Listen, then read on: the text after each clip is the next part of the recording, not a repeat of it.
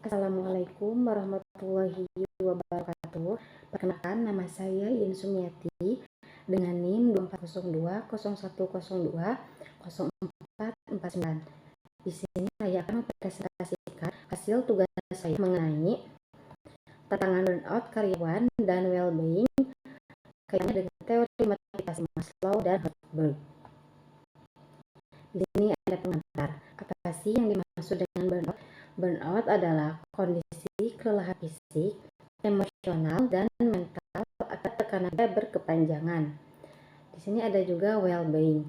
Well-being yaitu kondisi karyawan yang sehat, bahagia, dan produktif.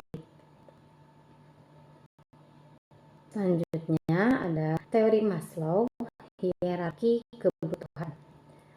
Teori Maslow membagi kebutuhan manusia menjadi 5 tingkatan.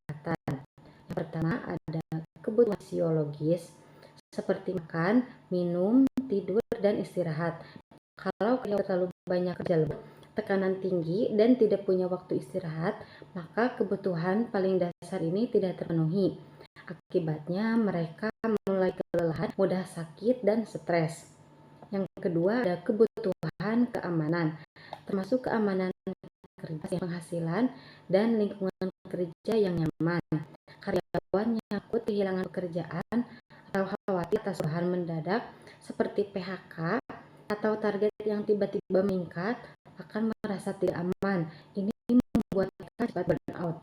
Yang ketiga ada kebutuhan sosial seperti rasa memiliki, hubungan kerja, dan rasa dihargai dalam tim. Jika karyawan merasa sendirian, diabaikan, atau tidak dianggap penting oleh timnya, maka mereka akan merasa tidak terhubung dan akhirnya bekerja. Selanjutnya ada kebutuhan penghargaan, seperti pengakuan atas prestasi, promosi jabatan, atau bonus. Karyawan yang merasa kerja kerasnya tidak dihargai, lama-lama akan kehilangan semangatnya. Yang terakhir ada aktualisasi diri, merupakan kebutuhan untuk berkembang, belajar hal baru, dan merasa bahwa pekerjaan yang dilakukan punya makna. Kalau karyawan merasa pekerjaan mereka monoton dan tidak punya tujuan, bisa menyebabkan kelelahan mental. Selanjutnya ada teori faktor Hertzberg.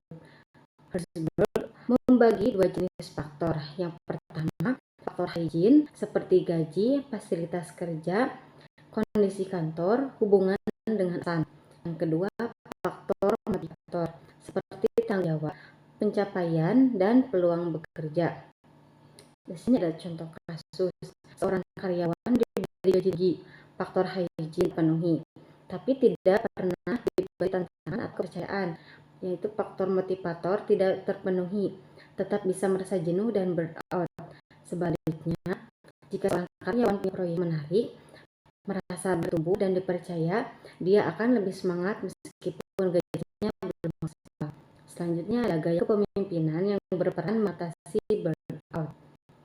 Yang pertama ada kepemimpinan suportif. Pemimpin yang peduli pada kondisi pribadi karyawan seperti mendengar, memperhatikan beban kerja, dan memberi waktu istirahat karyawan terlihat kelelahan. Contohnya atasan memberi izin WFH selama seminggu karena tahu bawahannya baru melahirkan atau sedang ada masalah pribadi. Yang kedua, kepemimpinan partisipatif. Karyawan dilibatkan dalam pengambilan keputusan, bukan hanya diskusi. Contohnya saat atasan mengajak tim berdiskusi tentang cara terbaik menyelesaikan proyek, bukan langsung memberi perintah. Ini membuat karyawan merasa dihargai dan lebih termotivasi. Yang ketiga ada kepemimpinan transformasional. Pemimpin memberikan visi dan makna yang kuat dalam pekerjaan, serta memberi semangat untuk tumbuh. Contohnya, pemimpin yang menginspirasi timnya untuk merasa bahwa pekerjaan mereka berdampak besar bagi masyarakat. Ini bisa menjadi energi positif yang mengurangi risiko burnout. Selanjutnya ada struktur organisasi modern, plat, dan agil. Yang pertama ada struktur plat. Struktur ini meminimalkan jenjang jabatan, artinya karyawan tidak perlu melewati banyak atasan untuk menyampaikan ide atau menyelesaikan masalah. Keuntungannya, komunikasi lebih cepat, karyawan lebih merasa dipercaya, dan tidak merasa dalam birokrasi. Yang kedua ada struktur agil, struktur kerja yang fleksibel, berbasis tim kecil, dan fokus pada kolaborasi serta adaptasi. Tentunya tugas sebagai rata sesuai kemampuan, lebih banyak ruang untuk istirahat dan pengaturan waktu. Bisa ganti peran atau tim sesuai minat. Struktur ini membuat karyawan lebih leluasa dan merasa punya kendali atas pekerjaan. Hasilnya burnout dicegah. Kemudian ada komunikasi organisasi dan potensi konflik. Komunikasi yang tidak sehat menyebabkan burnout, pesan kerja yang tidak jelas bisa menyebabkan arahan berubah-ubah, tidak ada komunikasi dua arah, karyawan tidak bisa menyampaikan masalah, ini menyebabkan kesalahan dan akhirnya burnout. Yang kedua, cara mencegahnya. Lakukan komunikasi rutin dan terbuka. Gunakan platform seperti Google Meet dan Slack. Terapkan budaya mendengarkan, fasilitasi ruang bagi karyawan untuk bicara, misalnya one-on-one meeting.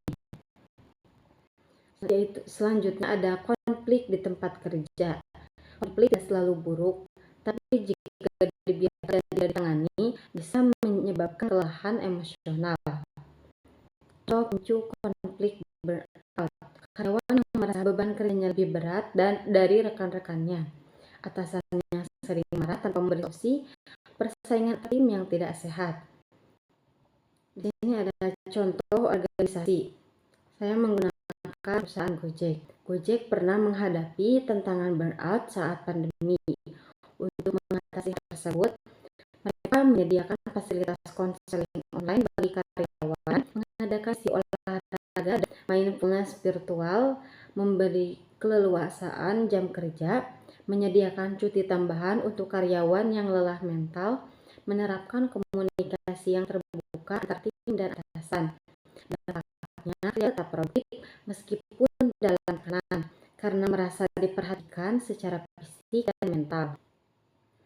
Kesimpulannya, burnout bisa menyerang siapa saja, terutama di tempat kerja yang penuh tekanan.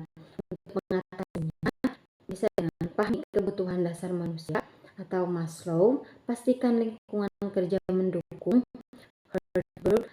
terapkan kepemimpinan yang manusiawi, gunakan struktur organisasi yang fleksibel, bangun komunikasi terbuka dan sehat, karyawan yang merasa sehat dihargai, didengar, akan bekerja lebih maksimal dan pada perusahaan. Mungkin itu saja yang dapat saya sampaikan. Mohon apabila terdapat banyak kesalahan. Sekian dari saya. Terima